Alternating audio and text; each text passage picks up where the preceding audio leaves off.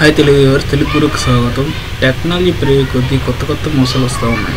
అలాగే ఇప్పుడు వచ్చిన మోసం పేరు ఏంటంటే వాట్సాప్లోని కొంచెం ఫ్రాడ్ థింగ్. ఎలాగయ్యా అంటే, ఇప్పుడు మీకు వాట్సాప్ నెంబర్ ఉందనుకోండి, ఆ వాట్సాప్ నెంబర్ని మీరు తీసేసారనుకోండి, ఆ వాట్సాప్ నెంబర్ని సేమ్ నెంబర్ని వేరే వాళ్ళు ఎవరైనా పర్చేజ్ చేసి తీసుకొని వాట్సాప్ ఇన్స్టాల్ చేసుకున్నారనుకోండి, మీ ఫ్రెండ్స్ కానీ రిలేటివ్స్ కానీ ఎవరైనా ఆ వాట్సాప్ నెంబర్కి ఆటోమేటిక్గా మెసేజ్ సెండ్ చేస్తూ ఉంటే, ఆ యొక్క కొత్తగా తీసుకున్న నెంబర్ని కొత్త పర్సను ఆ యొక్క వాట్సాప్ నుంచి వచ్చేటువంటి మెసేజెస్ని కొన్ని ఇల్లీగల్ థింగ్స్కి వాడుకునే ఛాన్సెస్ ఆస్కారం ఉంది.